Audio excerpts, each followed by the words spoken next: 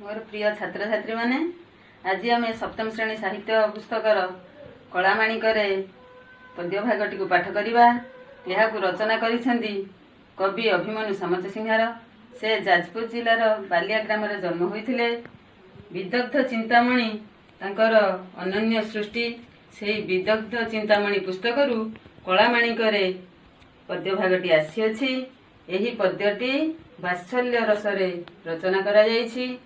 एठारे कवि श्रीकृष्ण को लीला एवं तांकर माता जशोदांकर श्रीकृष्ण प्रति थिबा वात्सल्य ममता सुंदर भावे रचना करिसेंती। एही पद्यटी को मु वर्तमान स्वर सह आवृत्ति करुछि। तुमे माने मन देई सुन एवं मु जेपरि बोलुछि सेहीपरि तुमे मध्य स्वर देई बोलिबो। एबे मन देई सुन।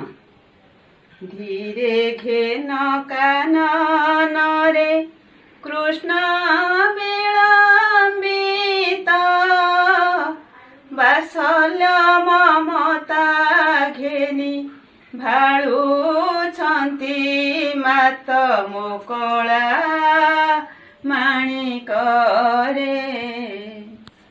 निधन संखारी मोर दरिद्र पसरा अंधल उड़िबा बुरे हृदय रत्न हारा कला माणिक रे।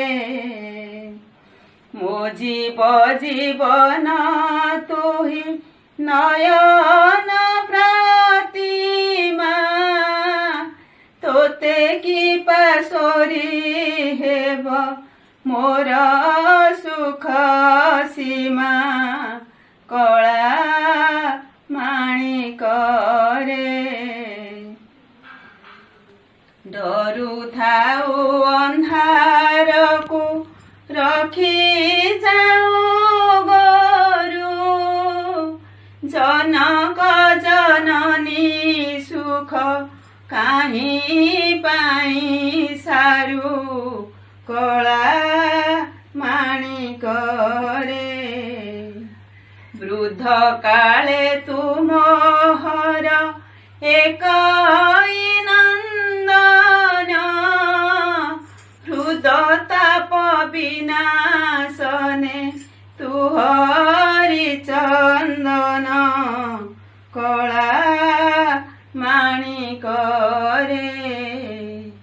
गोटिका धाम सर नरु चैतते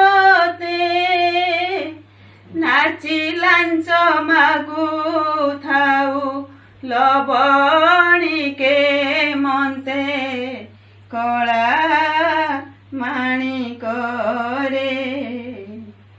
तोली मु धोइले गोली होई जाऊ तुही तो दुर्बल देखी काहीं पशिबई मुही कला माणिक रे।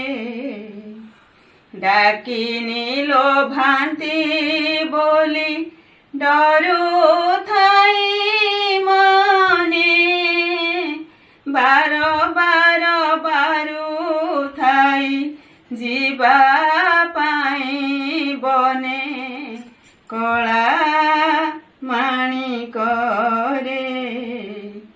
निशाचर माती बार शुभुछि श्रुति की मुडंकुणी छाड़ी देली बन को काहीं की कला माणिक रे। झाल बहुथिब अंगु लागी झांझी खरा श्रम पाई तरु तले बसिथिबु परा कला माणिक रे। नेलु नाही काहीं पाई तो कठ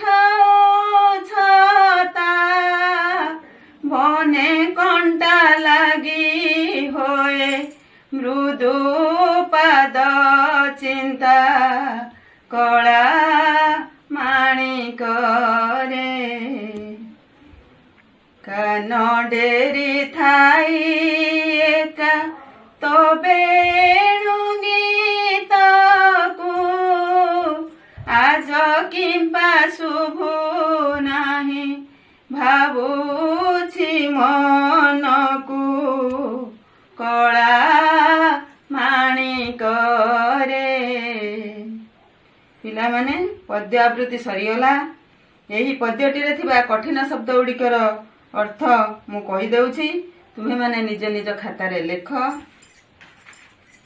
କାନନ ମାନେ ବଣ ବା ଜଙ୍ଗଲ, ଭାଳୁଛନ୍ତି ଚିନ୍ତା କରୁଛନ୍ତି, ମାତା ମା, ନିଧନ ଦରିଦ୍ର ଲୋକ, ସଂଖାଳି ଧନ, ଲଉଡ଼ି ବାଡ଼ି, ନୟନ ଆଖି, ପାଶୋରିବା ଭୁଲିଯିବା, ଜନକ ବାପା, ଜନନୀ ମା, ବୃଦ୍ଧକାଳ ବୁଢ଼ା ସମୟ, ହରିଚନ୍ଦନ ଏକ ପ୍ରକାର ଚନ୍ଦନ ଯାହା ଦେହରେ ବୋଳିଲେ ଶୀତଳ ଲାଗେ, ଲବଣୀ ଲହୁଣୀ, ଗୋଟିକା ଅଧାମ କ୍ଷୀରରୁ ପ୍ରସ୍ତୁତ ସୁସ୍ୱାଦୁ ଖାଦ୍ୟ, ଡାକିନୀ ଡାହାଣୀ, ନିଶାଚର ରାକ୍ଷସ, ତରୁ ବଡ଼ ବଡ଼ ଗଛ, ବେଣୁ ବଂଶୀ।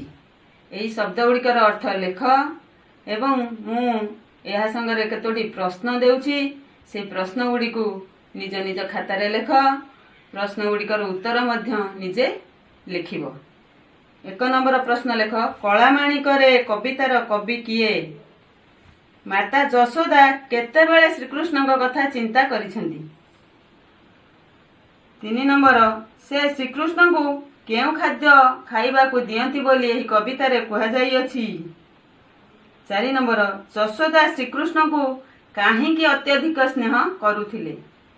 5 ନମ୍ବର, ଶ୍ରୀକୃଷ୍ଣ ବନକୁ ଯିବାବେଳେ ସଙ୍ଗରେ କ'ଣ କ'ଣ ନେଲେ ନାହିଁ ବୋଲି ମା କହିଛନ୍ତି? ଏହି ପ୍ରଶ୍ନ ଗୁଡ଼ିକ ଲେଖ, ତାର ଉତ୍ତର ନିଜେ ନିଜେ ଲେଖିବ ଏବଂ ବାରମ୍ବାର ପଢ଼ିବ। ପଢ଼ିଲେ ଏ ବିଷୟଟିର ସାରାଂଶ ଜାଣିବା ସଙ୍ଗେ ସଙ୍ଗେ ଏହା ତୁମକୁ ପରୀକ୍ଷାରେ ବି ସାହାଯ୍ୟ କରିବ। ହଉ, ମୁଁ ଏତିକି ରହୁଛି। ଜୟ ଜଗନ୍ନାଥ।